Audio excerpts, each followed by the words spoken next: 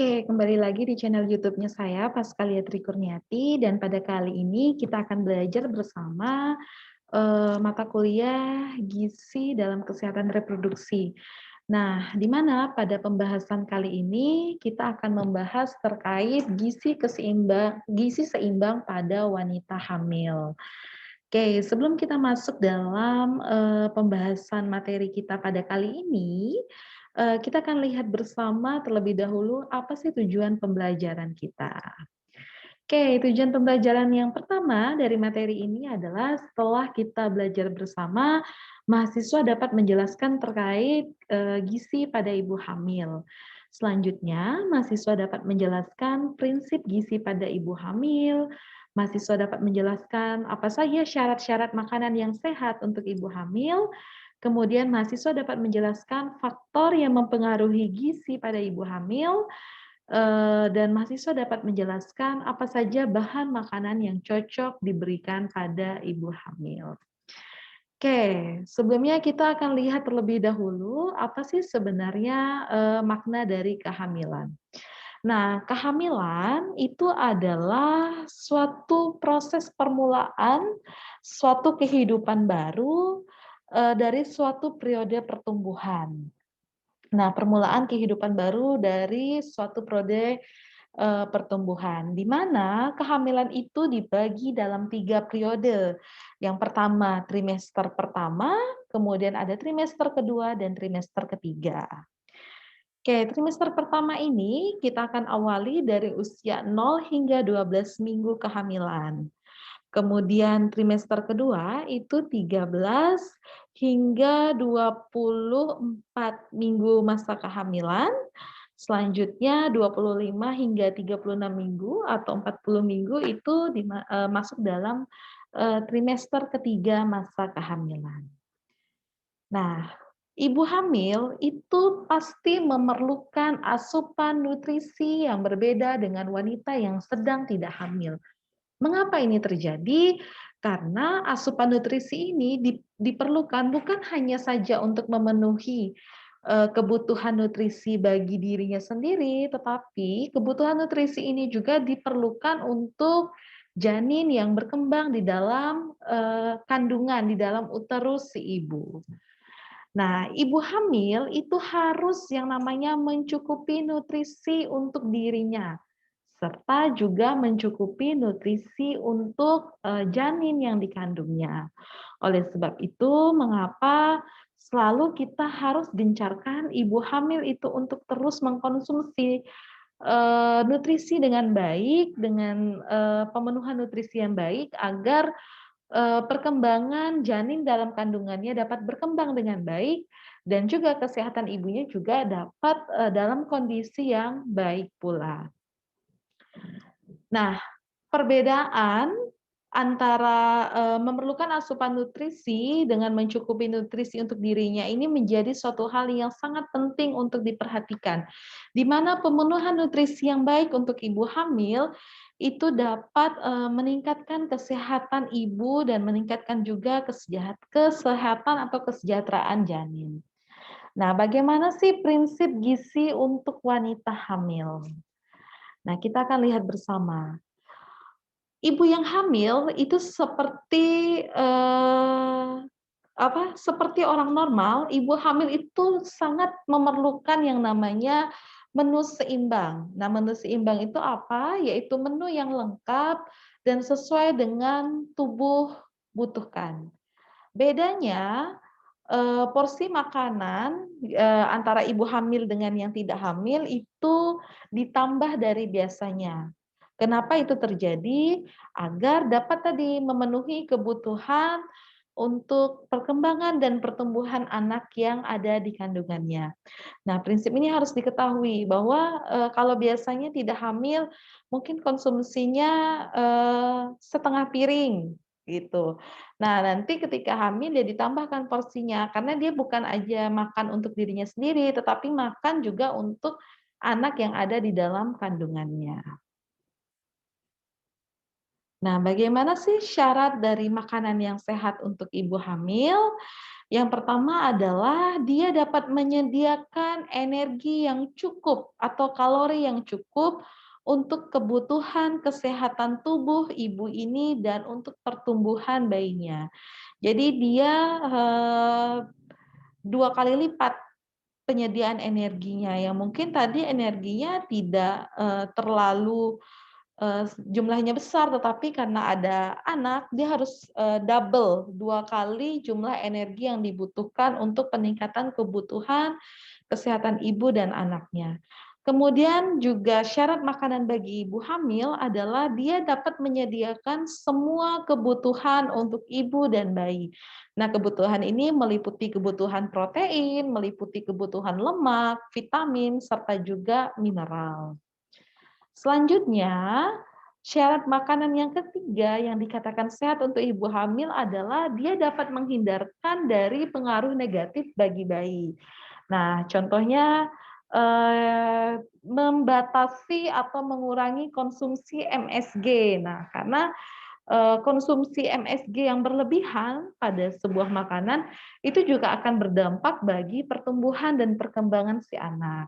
Nah, itu jadi kita dapat menghindarilah pengaruh-pengaruh negatif, atau biasanya ibu sebelum hamil, ibunya pengopi nih, suka minum kopi. Kopi kan kandungannya dengan kafein. Nah, saat hamil ibu bisa mengurangi, bahkan kalau baik ya mungkin bisa stop terlebih dahulu untuk nggak ngopi. Nah, itu. Karena kalaupun misalnya mengkonsumsi kafein yang dengan jumlah yang banyak gitu, itu juga akan berpengaruh pada pertumbuhan dan perkembangan si anaknya. Selanjutnya, syarat makanan sehat untuk ibu hamil yaitu makanan itu dapat mendukung metabolisme tubuh ibu dalam memelihara berat badan yang sehat, kadar gula darah yang normal, serta tekanan darah yang normal. Jadi dia mendukung untuk kesehatan ibu, bagaimana dia bisa menjaga berat badan yang sehat dalam batas yang ideal, seperti tidak kelebihan akan karbohidrat. Kemudian kadar gula darah yang normal. Kemudian juga tekanan darah yang dalam batasan normal. Karena kalau misalnya sudah mengarah ke kadar gula darah yang tinggi, itu bisa menyebabkan ibu dengan kasus diabetes gestasional atau kejadian diabetes dalam masa kehamilan. Itu biasa akan berdampak pada kondisi yang bayi yang dilahirkan akan bayi besar.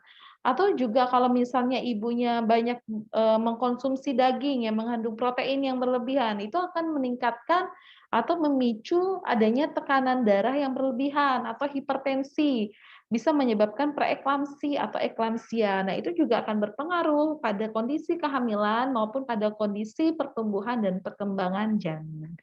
Jadi ini syarat-syarat makanan yang harus dipenuhi ibu selama hamil. Yang pertama poinnya adalah menyediakan energi yang cukup kalori, menyediakan semua kebutuhan ibu, baik dari pemenuhan protein, vitamin, mineral, dan lemak, kemudian menghindari pengaruh negatif dari makanan tersebut, dan mendukung metabolisme ibu dari konsumsi makanan yang dikonsumsi oleh ibu hamil. Nah, apa saja yang faktor-faktor yang dapat mempengaruhi gizi pada ibu hamil? Yang pertama adalah kebiasaan dan pandangan wanita terhadap makanan. Nah, ini faktor yang mempengaruhi gizi ibu hamil. Biasanya, kebanyakan ketika seorang wanita yang sudah menikah, itu dia jarang untuk bisa memperhatikan asupan nutrisinya dengan baik. Contoh, misalnya dia lebih mementingkan pemenuhan nutrisi untuk suami atau untuk anak gitu. Dia lupa bahwa dia sendiri pun seorang wanita itu pun membutuhkan asupan nutrisi yang baik. Misalnya nih, ada beberapa kejadian anaknya makan, kemudian nggak habis, ibunya makan aja gitu. Kemudian makannya yang bersisa itu karena saking sayangnya tadi nggak habis, sayang untuk dibuang, akhirnya dikonsumsi oleh ibunya. Padahal ibunya udah makan sebelumnya, udah kenyang. Nah, itu pandangan-pandangan seperti itu sebenarnya pandangan yang keliru, kalau sudah kenyang ya jangan jangan dipaksa untuk makan gitu. Tetapi budaya pandangan seperti itu tuh masih ada banyak di masyarakat. Nah, kalau misalnya ibunya udah kenyang, kemudian menghabiskan makanan anaknya kembali gitu, akhirnya dia double. Akhirnya dia, pemenuhan nutrisinya double, lebih gitu. Seharusnya ya konsumsilah, ketika lapar makanlah dan berhentilah ketika kenyang, jadi jangan dipaksakan. Nah, pandangan seperti itu tuh masih ada bahwa, "Sayang nih makanannya kalau dibuang, saya aja yang konsumsi," padahal ibunya udah kenyang sebelumnya. Kebiasaan itu berpengaruh pada, status gizi ibu, status gizi ibu hamil. Nah, padahal ibu hamil itu membutuhkan pemenuhan nutrisi yang ideal, tidak berlebihan, tidak juga kurang. Kemudian masalah status ekonomi. Nah, status ekonomi ini juga berpengaruh pada masalah gizi ibu hamil. Jika status ekonominya baik, ekonomi menengah ke atas gitu, maka pemenuhan nutrisi untuk ibu hamilnya juga bisa terpenuhi dengan baik. Tetapi jika pemenuhan ekonominya yang kurang gitu, itu juga akan berpengaruh pada status gizi ibu hamil. Mungkin kalau ibu dengan ekonomi yang baik, dia bisa konsumsi, protein yang baik, vitamin yang baik, dia bisa konsumsi makanan yang baik, bisa minum susu gitu. Tetapi belum tentu pada status ekonomi yang, kurang baik, yang tergolong, miskin. Nah, itu pasti berpengaruh. Bagaimana pemenuhan nutrisinya, mungkin saja tidak minum susu selama hamil, tidak mengkonsumsi makanan-makanan yang, memang disarankan untuk ibu hamil. Nah, itu sangat berpengaruh pada status gizinya. Maka, pada masyarakat dengan kategori miskin itu banyak ditemukan kasus-kasus stunting, kasus-kasus kekurangan energi kronik yang disebabkan tadi, ketika ekonomi lemah maka, pemenuhan nutrisinya yang tidak terpenuhi dengan baik. Nah, selanjutnya adalah pengetahuan akan zat gizi dalam makanan. Nah, ini semakin baik tingkat pengetahuan seorang ibu, maka semakin baik juga pemenuhan nutrisi akan dirinya sendiri. Tetapi jika pengetahuannya kurang, maka juga itu berpengaruh pada, pemenuhan gizi ibu hamil. Nah, kalau misalnya dia tahu, makanan apa sih yang baik untuk dikonsumsi ibu hamil, makanan apa yang, dihindari dikonsumsi untuk ibu hamil, ya maka status gizinya baik. Tapi kalau misalnya dia tidak punya pengetahuan seperti itu, jadi selama hamil dia tetap misalnya, mengkonsumsi kopi yang berlebihan yang dengan kandungan kafein, atau mengkonsumsi, eee, rokok seperti itu kan berpengaruh pada, status kesehatan ibu sendiri. Atau misalnya dia konsumsi makanan-makanan yang, kaya akan kandungan lemak, gitu. Nah, itu juga berpengaruh pada si status gizi ibu itu sendiri. Jadi semakin baik pengetahuan seseorang, maka semakin baik pula status kesehatan seseorang, termasuk di dalamnya adalah status gizi. Selanjutnya adalah status kesehatan. Nah, status kesehatan ini juga berpengaruh pada pemenuhan gizi ibu hamil. Jika ibu itu sehat, maka gizinya berawal dari pemenuhan gizi yang baik. Tetapi jika ibu itu sakit-sakitan, itu akan berpengaruh pada pemenuhan gizinya. Yang dia nafsu makan yang berkurang atau tidak mengkonsumsi makanan-makanan yang baik untuk dikonsumsi. Jadi status kesehatan seseorang itu juga sangat berpengaruh. Selanjutnya aktivitas. Nah, ini aktivitas itu berpengaruh pada pemenuhan nutrisi. Semakin tinggi aktivitas yang dilakukan oleh seorang ibu, maka semakin banyak asupan nutrisi akan gizi yang diperlukan oleh ibu itu sendiri. Jadi, semakin besar, aktivitas-aktivitas yang kita lakukan, semakin banyak energi yang kita keluarkan, maka semakin banyaklah, jumlah kalori yang harus masuk ke dalam tubuh. Nah, itu harus seimbang. Karena kalau misalnya kita bekerja terlalu ekstra, tetapi kita dalam kondisi lapar, dalam kondisi, nutrisinya tidak terpenuhi dengan baik, itu akan berpengaruh pada, status gizi ibu hamil, berpengaruh pada status kesehatannya. Kemudian ada faktor yang berpengaruh, yaitu ada suhu lingkungan, kemudian ada berat badan. Nah, berat badan ini juga berpengaruh pada gizi ibu hamil. Selanjutnya juga ada umur. Nah ini, semakin muda ibu yang dalam kondisi hamil, maka semakin tinggi, pemenuhan nutrisi yang dibutuhkan oleh ibu. Contohnya saja, kalau ibu hamil itu, dengan usia beresiko kurang dari 20 tahun, itu akan rentan mengalami yang namanya, anemia. Nah, itu kenapa? Karena pada dasarnya juga, di kondisi-kondisi umur yang beresiko itu, umur muda, kita masih membutuhkan zat gizi untuk perkembangan dan pertumbuhan tubuh kita sendiri. Nah, seorang wanita sampai dengan usia 25 tahun itu sebenarnya masih dalam usia yang, membutuhkan pemenuhan nutrisi yang baik sekali karena masih, dalam tahap pertumbuhan dan perkembangan. Nah, kalau misalnya dia usia remaja, sudah hamil, dia aja masih membutuhkan nutrisi untuk pertumbuhan perkembangannya. Kemudian dia juga harus memenuhi nutrisi untuk pertumbuhan dan perkembangan anak yang dikandungnya. Jadi dia akan double. Nah, itu biasanya berpengaruh. Jadi saling rebutan nutrisi di dalam tubuh. Antara ibu dan antara bayi itu saling berebutan akan asupan nutrisi. Sehingga sangat berpengaruh. Untuk itu kenapa umur itu sangat-sangat dilihat, agar kita bisa menjaga untuk tidak melakukan pernikahan secara dini. Ikutlah anjuran pemerintah, jadi menikahlah di usia yang, tidak beresiko gitu, agar kitanya juga udah siap, sudah matang, pertumbuhan perkembangan kita udah siap, kemudian secara reproduksi kita sudah siap, dan, ketika kita hamil pun, kita bisa memberikan atau memenuhi asupan nutrisi untuk anak kita dengan baik.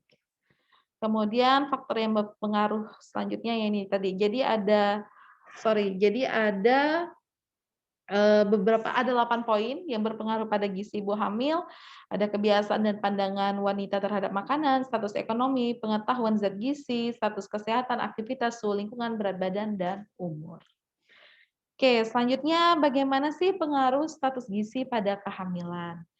Nah, kekurangan atau kelebihan makanan pada masa hamil ini akan berakibat kurang baik, baik untuk ibu, baik untuk janin yang dikandungnya, serta jalannya proses persalinan.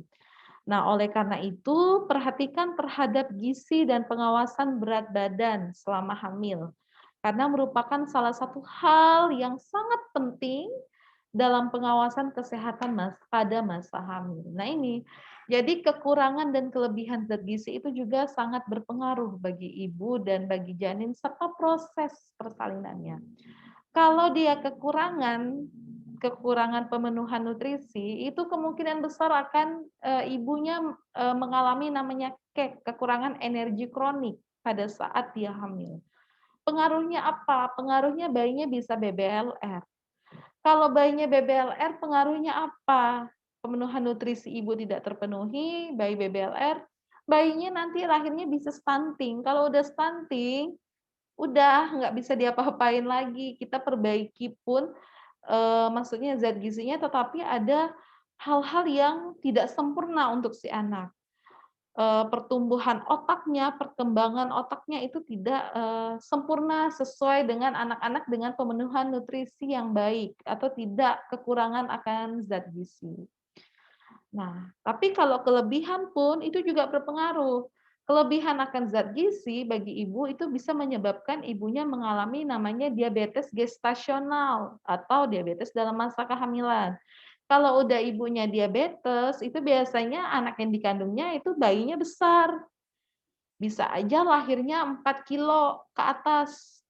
Nah, kalau udah bayinya besar, biasanya kalau misalnya panggul ibunya sempit, bisa aja dalam proses persalinan mengalami yang namanya komplikasi. Bisa aja salah satunya masalah distosia bahu. Nah, itu jadi punya runtutan semua. Kalau dia kurang, berpengaruh pada anaknya, bisa BBLR, bisa stunting. Kalau misalnya dia kelebihan, ibunya bisa obesitas, anaknya bisa bayi besar, bisa cenderung obes juga. Kalau saat lahir bayi besar bisa mengalami komplikasi distosia bahu. Jadi pengaruh zat gizi itu dalam masa kehamilan sangat-sangat penting. Jadi untuk itu dilihat idealnya berapa sih yang harus dikonsumsi oleh ibu hamil, idealnya seperti apa makanan yang baik dikonsumsi ibu hamil, idealnya berapa sih berat badan yang baik. Maksudnya pertambahan berat badan yang baik selama kehamilan itu idealnya berapa. Nah, nanti kita akan bahas itu. Jadi pengaruh status zat gizi pada kehamilan ini berdampak sangat panjang. Bukan hanya untuk ibu, tetapi untuk janin dan tumbuh kembangnya selanjutnya. Nah, untuk itu makanya dari sekarang, dari zaman masih gadis, masih remaja, juga bisa kita memenuhi nutrisi ini dengan baik, agar nanti pada saat kita hamil, itu kita sudah matang, dipersiapkan dengan baik. Nah, salah satunya juga masalah anemia. Nah, anemia ini sangat berdampak sekali bagi ibu dan bayinya. Nah, biasanya remaja-remaja dengan anemia yang diabaikan itu akan berakibat panjang. Nanti ketika dia sudah menikah, dia akan hamil, itu juga akan bisa menyebabkan anemia dalam masa kehamilannya. Kalau udah ngomong anemia pada ibu hamil, itu runtutannya panjang. Bisa bayinya BBLR, berat badan lahir rendah, kurang dari 2.500 gram. Kalau udah BBLR bisa stunting, bisa aja ibunya dalam proses persalinan mengalami perdarahan karena disebabkan anemia. Jadi itu dampak-dampak yang ditimbulkan. Untuk itu mulai sekarang kita harus perhatikan pemenuhan status gizi kita dengan baik. Nah, selanjutnya bagaimana sih tahap-tahap pengaturan dari zat gizi itu? Nah, di trimester 1.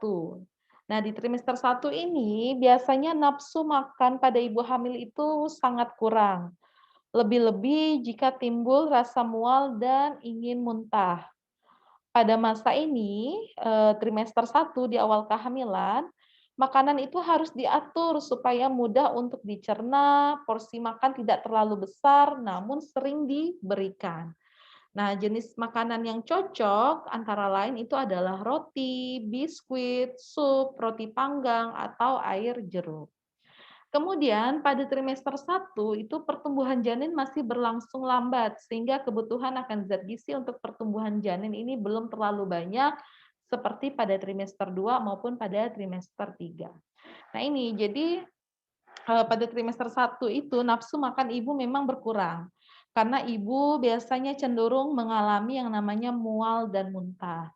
Nah, kita bisa mensiasati ketika trimester 1 ini agar pemenuhan nutrisi ibu juga bisa terpenuhi dengan baik. Yaitu ibunya kita anjurkan untuk ibu makannya sering namun dalam jumlah porsi yang sedikit. Jadi sedikit-sedikit tetapi sering. Kemudian kita hindari makanan-makanan yang bisa memacu untuk ibunya mengalami mual dan muntah. Contohnya makanan-makanan yang berlemak, bersantan, goreng-gorengan, itu kan sebenarnya memicu untuk ibunya mengalami mual dan muntah. Nah, ini bisa diganti dengan makanan-makanan yang memang mengurangi kadar lemak, kadar minyak di dalam makanan. Contohnya sup atau sayur bening, kemudian bisa gunakan roti panggang, air jeruk gitu. Atau roti, cemilan-cemilan yang tidak terlalu manis, jadi yang tidak menimbulkan rasa mual, rasa muntah, tetapi bisa ibu konsumsi. Karena bagaimanapun, walaupun ibu mual muntah yang hebat di trimester 1, ibu harus tetap makan, mengkonsumsi makanan. Itu untuk menunjang status gizi ibu sendiri, bahkan untuk bayinya. Bahkan di trimester 1 juga sudah ada pertumbuhan, akan pertumbuhan dan perkembangan otak. Untuk itu mengapa asam folat juga sangat dibutuhkan di trimester 1. Oke, selanjutnya pada trimester kedua dan ketiga, itu pertumbuhan janin akan berlangsung cepat pada masa trimester 2 dan ketiga. Nah, pertambahan akan berat janin juga akan terus meningkat di trimester kedua dan ketiga. Di mana 50% dari penambahan berat badan itu terjadi pada bulan ke-6 dan ke-7 pada masa kehamilan. Jadi semakin besar kondisi bayi di dalam kandungan, maka semakin bertambahlah berat badan ibu. Nah, kemudian nafsu makan akan meningkat. Nah, kalau di trimester 1 tadi dia berkurang, lepas dari trimester 1 itu biasanya nafsu makannya mulai meningkat. Karena juga pertumbuhan janinnya lebih berlangsung cepat, lebih banyak membutuhkan nutrisi, begitu juga ibunya, jadi nafsu makannya akan biasanya 2 kali lipat. Kemudian kemampuan untuk mencerna makanan ini akan lebih baik di trimester kedua dan ketiga karena kondisi mual, kondisi muntahnya sudah berkurang. Bahkan ada beberapa yang sudah tidak ada lagi mual dan muntah. Jadi sudah enjoy menikmati kehamilan di trimester kedua dan trimester ketiga. Kemudian pada masa trimester kedua dan ketiga dalam kehamilan itu tambahan zat gula diperlukan, yang mana zat gula ini berfungsi untuk memelihara kesehatan yang baik, baik bagi ibu maupun bagi janin. Nah, selanjutnya kita akan lihat faktor-faktor yang mempengaruhi kebutuhan gizi janin yang dikandungnya. Yang pertama adalah genetik, kemudian ada nutrisi, ada gaya hidup ibu, kondisi kesehatan, dan juga lingkungan. Nah, 5 faktor ini akan berpengaruh pada kebutuhan gizi janin. Genetik. Nah, genetik kalau ibunya dengan gen yang biasa, berbadan, besar, ini juga biasanya akan berpengaruh pada si anak untuk, dilahirkan berbadan besar yang sudah tergariskan secara genetika ya, gitu. Kemudian faktor yang kedua yang mempengaruhi kebutuhan janin juga, terkait nutrisi. Nah, ketika nutrisi ibu baik, terpenuhi selama masa hamil, maka janinnya juga memiliki pemenuhan nutrisi yang baik pula. Nah, ketika nutrisi ibu kurang mengkonsumsi makanan-makanan yang sehat, ibu mengalami, eee, kekurangan energi kronis, nah itu akan berpengaruh pada, janin. Janinnya yang, tidak berkembang dengan baik, berat badannya yang kurang, tidak sehat. Nah, selanjutnya gaya hidup ibu. Nah, gaya hidup ibu nih yang kalau udah dia kebiasaan makan junk food, itu juga akan berpengaruh pada anaknya. Atau kebiasaan mengkonsumsi MSG dalam jumlah yang besar, itu juga berpengaruh pada, anaknya. Nah, ketika misalnya ibunya gaya hidupnya biasa mengkonsumsi sayur-sayuran yang sehat, mengkonsumsi sayur-sayuran yang, baik, kemudian konsumsi buah, pemenuhan nutrisinya baik, minum susu juga, kebutuhan gizi janinnya juga baik. Atau misalnya gaya hidupnya, ibunya perokok, otomatis akan berpengaruh pada perkembangan janin. Otomatis berpengaruh pada perkembangan kebutuhan gizi janin. Tapi kalau ibunya bukan perokok, otomatis janinnya sehat. Atau misalnya ibunya nggak perokok aktif, tetapi perokok pasif.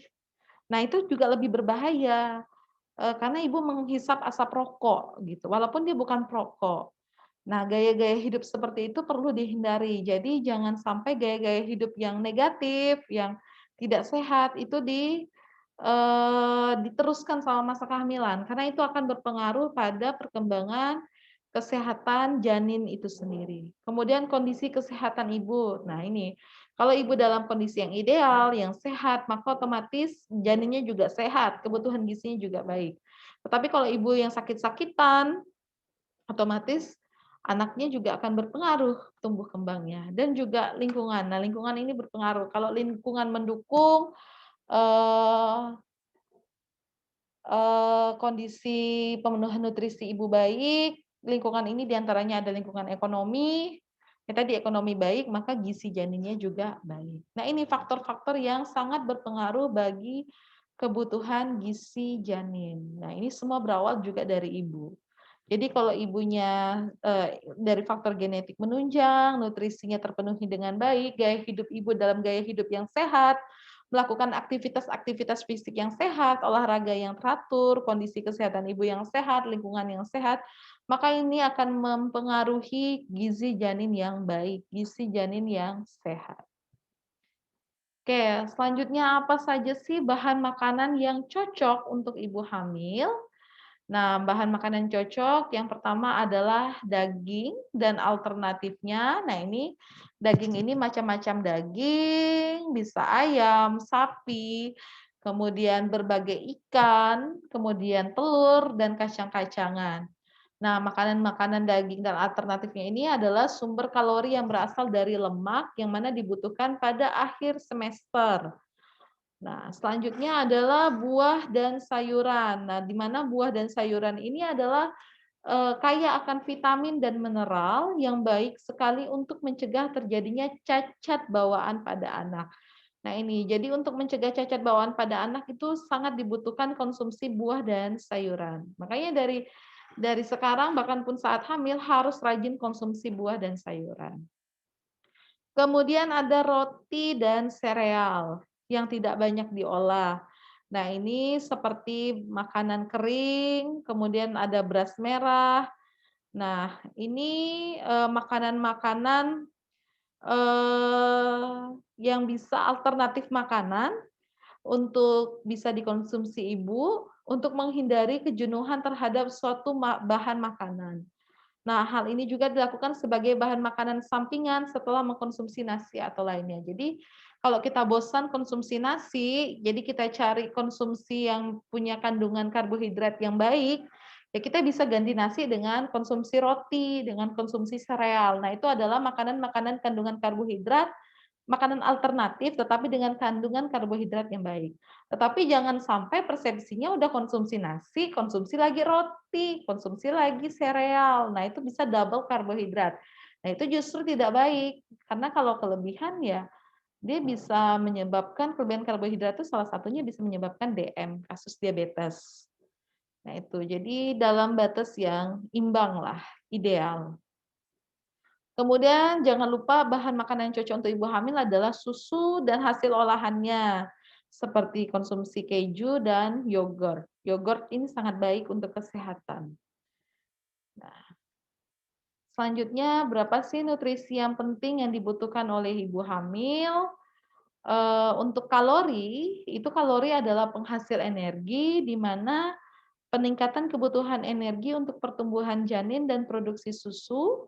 Kemudian kalori itu berfungsi untuk pembentukan plasenta, berfungsi untuk pembuluh darah dan jaringan yang baru. Selain itu, tambahan kalori itu dibutuhkan sebagai tenaga untuk proses metabolisme jaringan yang baru. Nah, pada masa kehamilan, kalori itu dibutuhkan sebesar 2.500 kilokalori per hari.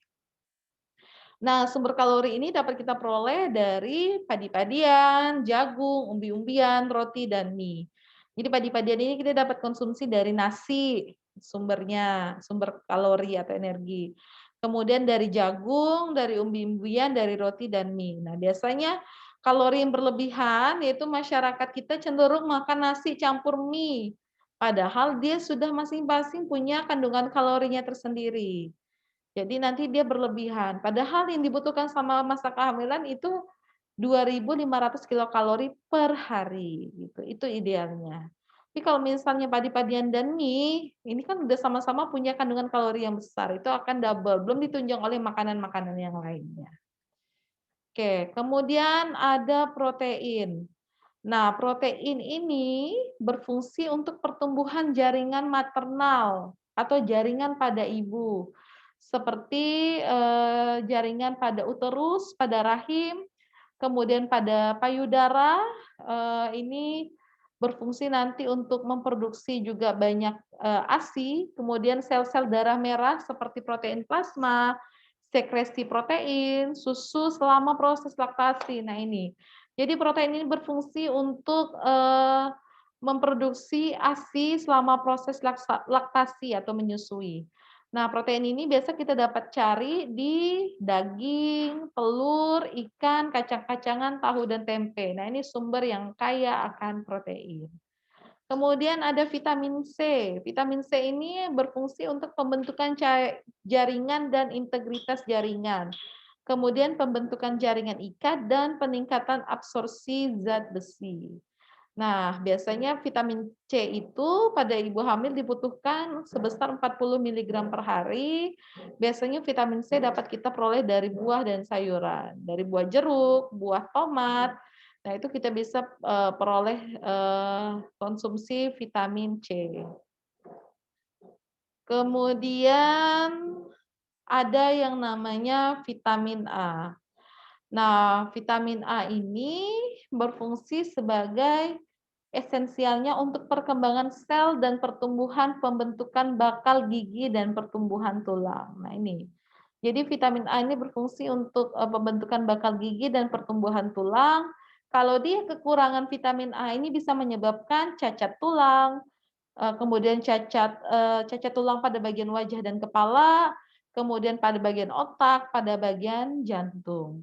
Nah, sumber-sumber vitamin A ini dapat kita peroleh dari minyak ikan, kuning telur, wortel, sayuran berwarna hijau, dan buah-buahan yang berwarna merah.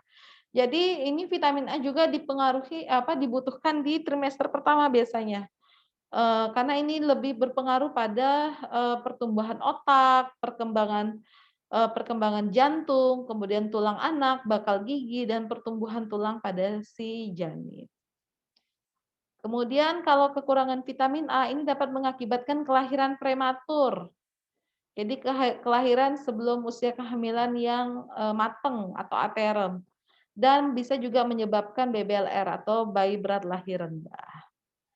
Nah, sumber-sumber, vitamin A ini, ada juga di dalam sayuran berwarna hijau, sayuran dan buah-buahan yang berwarna kuning tua, kemudian bisa dari lada dan bisa dari hati. Baik hati ayam atau hati sapi, ini adalah sumber-sumber dari, vitamin A. Kemudian selama hamil, ibu hamil juga membutuhkan yang namanya asam folat dan vitamin B12. Nah, di mana asam folat itu sendiri dapat membantu mencegah dari neural tube defect atau cacat pada bagian otak dan pada bagian tulang belakang. Nah, nih folat itu sangat-sangat berfungsi, bahkan biasanya ibu-ibu hamil itu sangat konsumsi asam folat yang baik itu di awal-awal kehamilan, karena itu berpengaruh pada pertumbuhan otak dan tulang belakang anak. Nah, kekurangan asam folat juga dapat meningkatkan kehamilan yang kurang umur atau prematur, bayi yang BBLR, kemudian pertumbuhan janin yang kurang. Kemudian asam folat ini sangat diperlukan terutama sebelum kehamilan dan pada awal masa kehamilan. Nah, biasanya juga ibu-ibu yang ingin program hamil itu disarankan untuk konsumsi asam folat. Jadi karena di awal-awal kehamilan itulah pembentukan, perkembangan otak, perkembangan dan pertumbuhan janin yang baik itu di awal-awal kehamilan. Kemudian 600 miligram folat itu disarankan untuk ibu hamil. Folat ini didapatkan dari konsumsi asam folat itu sendiri,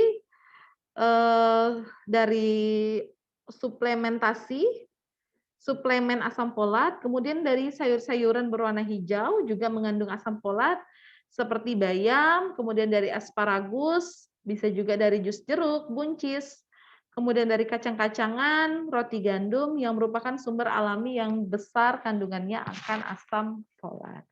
Jadi asam folat ini sangat berpengaruh untuk ibu hamil, sangat baik pengaruhnya. Kemudian tadi ada vitamin B12. Nah, vitamin B12 ini biasanya dapat kita peroleh dari daging, susu, telur, hati, dan juga keju. Kemudian ibu hamil juga membutuhkan namanya vitamin B6 atau piridoksin. Nah, fungsinya apa sih? Fungsinya untuk metabolisme protein dan sebagai koenzim dalam metabolisme energi. Nah, biasanya B6 ini bisa kita peroleh dari daging, hati, sayur-sayuran hijau, dan juga padi-padian yang utuh. Nah, ini sumber-sumber dari B6 atau piridoksin. Kemudian ibu hamil juga membutuhkan namanya vitamin D.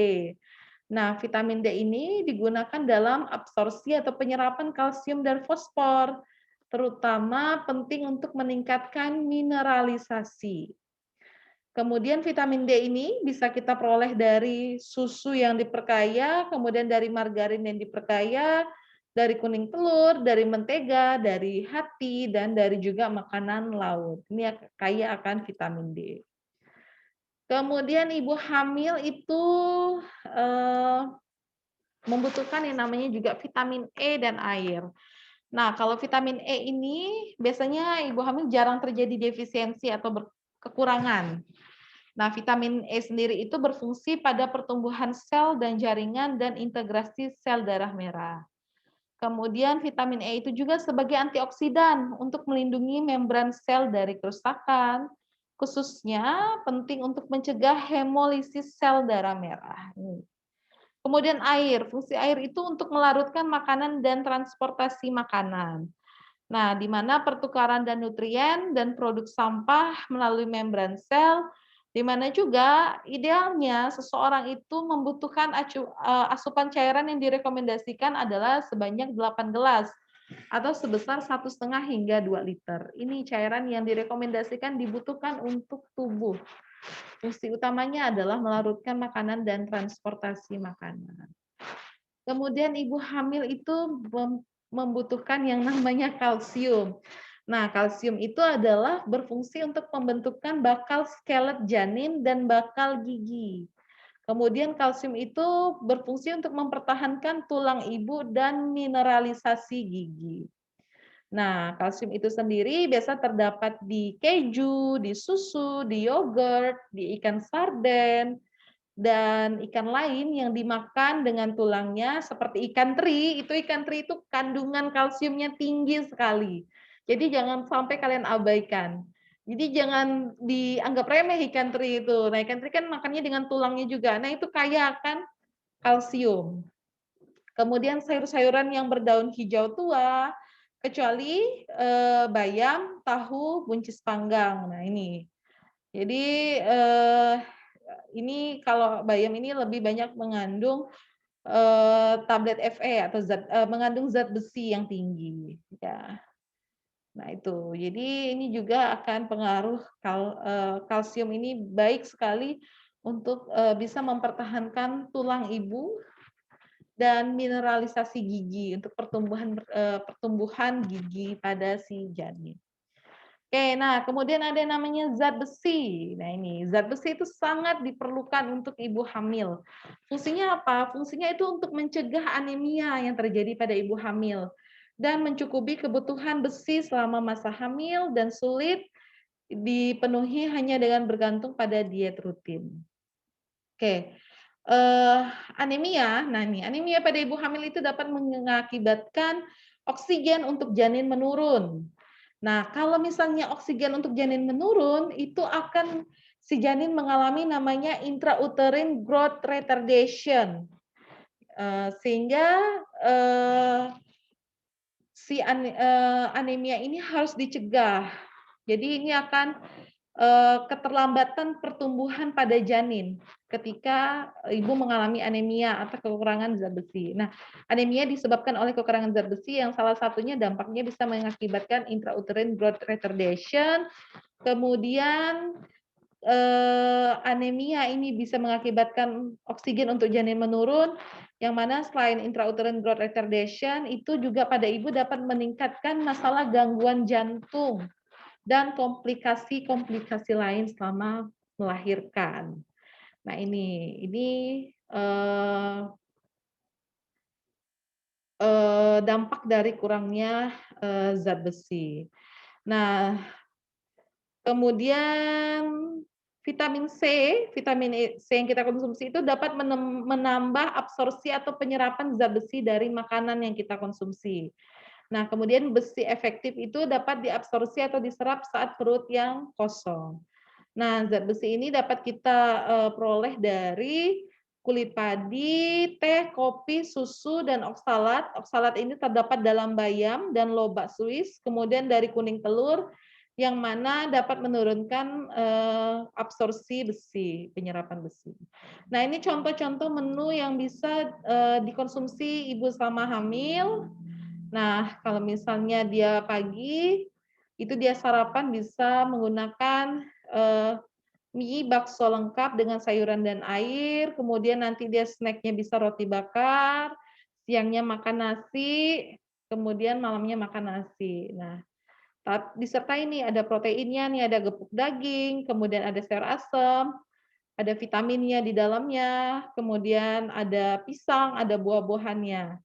Nah, jadi itu menu yang lengkap, yang ideal, nih contohnya.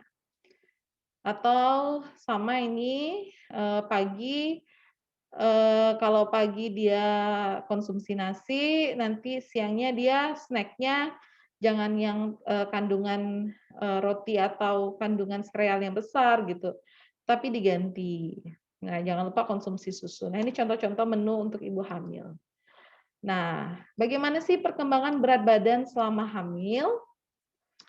Nah, perkiraan kenaikan berat badan selama hamil itu secara rata-rata menurut Pritasari itu sebesar 12,5 kg selama masa kehamilan. Nah, tetapi normalnya kenaikan berat badan pada ibu hamil dengan IMT yang normal, indeks massa tubuh yang normal, itu antara 18,5 sampai 22,9, itu kenaikannya rata-rata 11,3 sampai 15,9 kg. Nah, ini berbagai referensi ada banyak, tetapi memang idealnya itu rata-ratanya 12,5, biasanya kenaikannya kalau dengan IMT normal itu rata-ratanya 11,3 sampai 15,9 kilogram. Nah, pada trimester 1 itu biasanya 1 sampai 2 kilogram pertambahan berat badan, kemudian 0,4 kilogram per minggu. Setelah trimester 1 selesai, masuk trimester 2, trimester 3 biasanya pertambahannya idealnya 0,4 kilogram per minggu. Kemudian pada trimester kedua, peningkatan berat badan itu dominan terjadi pada ibu. Jadi perlu diperhatikan. Dan trimester ketiga baru nih dominan pertambahan berat badannya terjadi pada janin. Jadi harus tahu nih berapa sih ideal pertambahan berat badan selama ibu hamil. Itu kalau dia IMT-nya dalam batas normal, dia idealnya adalah 11,3 sampai 15,9 dan rata-ratanya adalah 12,5 kg. Kalau dia berlebihan, misalnya di atas 16 kg, nah kalau dia indeks massa tubuhnya tidak dalam konteks normal, kita nanti kaji lagi. Tetapi kalau misalnya dia dalam indeks IMT-nya yang normal, terus pertambahannya 17 atau 20 kg, itu kemungkinan ibunya akan obes. Atau misalnya IMT-nya normal, pertambahannya cuma 1 kilo, 2 kilo, itu kemungkinan ibunya mengalami kekurangan energi kronik. Jadi itu dilihat, dikaji, berapa sih pertambahan berat badan selama hamil. Itu akan berpengaruh. Kalau ibunya lebih banyak dominan pertambahannya, bisa saja bayinya juga ikut bertambah banyak.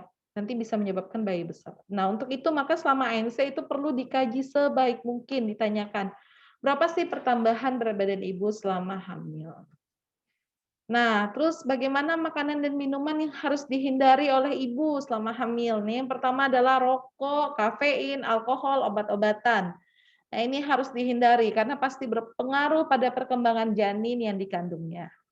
Kemudian daging mentah atau yang dimasak kurang mateng, sayuran yang tidak dicuci, karena itu bisa saja terdapat toksoplasmosis, itu bisa menyebabkan juga gangguan pada pertumbuhan dan perkembangan janin. Kemudian yang perlu dihindari adalah keju lunak seperti brie dan camembert, blue veined cheese, juga keju dari susu kambing dan domba, serta jangan minum susu yang tidak dipasteurisasi. Kalau dia tidak diolah dengan baik atau tidak dipasteurisasi itu bisa mengandung bakteri Listeria, yang mana bakteri ini bisa menyebabkan masalah keguguran, kelahiran prematur, atau bahkan bisa menyebabkan keracunan dalam darah. Nah, ini makanan-makanan yang harus dihindari oleh ibu hamil. Kemudian jangan konsumsi juga, hindari ikan tuna stik ikan tuna, ikan seabas, sak, atau ikan-ikan yang berukuran besar. Karena itu bisa saja mengandung merkuri, kalau sudah dia mengandung merkuri itu bisa menyebabkan kerusakan saraf. Nah ini, atau kita misalnya di kampung, jangan konsumsi ikan-ikan hasil tuba. Nah itu juga tidak baik. Tidak hamil aja kita kalau konsumsinya tidak baik. Gimana kalau hamil? Karena sangat berpengaruh pada perkembangan dan pertumbuhan anak. Atau jangan konsumsi makanan-makanan ikan dari air sungai yang sangat-sangat tercemar merkuri. Nah, kalau udah tercemar merkuri itu otomatis berpengaruh pada tumbuh kembang anak. Jadi kalau bisa ya cari konsumsi-konsumsi yang sehat. Kalau enggak, ya alternatifnya kita bisa pelihara ikan, buat kolam sendiri di rumah, tanam sayur hidroponik. Ya, itu salah satu solusi agar kita menghindari makanan dan minuman yang bisa berdampak panjang bagi pertumbuhan dan perkembangan si bayinya. Oke, jadi dapat disimpulkan bahwa perkembangan bayi di dalam kandungan seorang ibu itu sangat tergantung dari apa yang ibu makan selama masa kehamilannya. Semakin baik nutrisi yang ibu konsumsi, semakin baik makanan ibu yang ibu konsumsi selama hamil, maka semakin baik pula eh, pertumbuhan dan perkembangan si anak. Tetapi kalau dia konsumsinya yang berlebihan atau konsumsi yang ala kadarnya, tidak memperhatikan apa yang masuk untuk makanan nutrisi si ibu, maka itu juga akan berpengaruh buruk bagi kesehatan, perkembangan, dan pertumbuhan janin yang dikandungnya. Jadi intinya adalah generasi selanjutnya itu dipengaruhi oleh apa yang kita konsumsi untuk kita bisa mempersiapkan janin atau pertumbuhan anak menjadi lebih baik. Oke. Oke, sekian pemaparan materi kita kali ini. Semoga apa yang telah disampaikan bisa bermanfaat dengan baik. Tadi kita sudah belajar bersama tentang apa itu pemenuhan nutrisi yang baik bagi ibu hamil, apa saja makanan yang baik bagi ibu hamil, kemudian kebutuhan-kebutuhan yang dibutuhkan oleh ibu hamil, dan makanan-makanan apa yang dihindari oleh ibu selama masa kehamilan. Nah, kita udah belajar bersama, semoga materi yang disampaikan bisa bermanfaat dengan baik, dan sampai jumpa di video selanjutnya. Terima kasih telah memperhatikan video ini. See you, bye-bye.